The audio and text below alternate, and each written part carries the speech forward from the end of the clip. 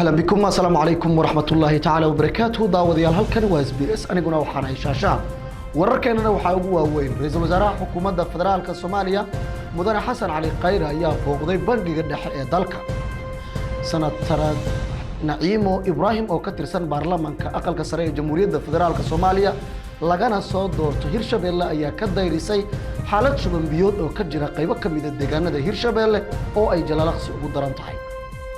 gudoomiyaha baarlamaanka Hirshabeelle Cismaan Barre Maxamed ayaa ka hadlay dhagax maalmahan la hadalhayay oo la sheegay in lagu kala iibsaday lacag ku dhow 250,000 oo dollarka Mareykanka oo ciidamada booliska Soomaaliyeed ay gacanta ku dhigeen sidoo kale waxaad warkeena ku daawan doontaan insha Allah wasiirada qorsheynta iyo maaliyadda xukuumadda federaalka Soomaaliya oo su'aalo toos ah la weydiiyay iyo waliba Talyaaniga oo noqday wadankii labaad ee dadii ay ugu dhintaan waliba tiro dad oo badan cudurka coronavirus oo Shiinaha asal ahaan ka yimid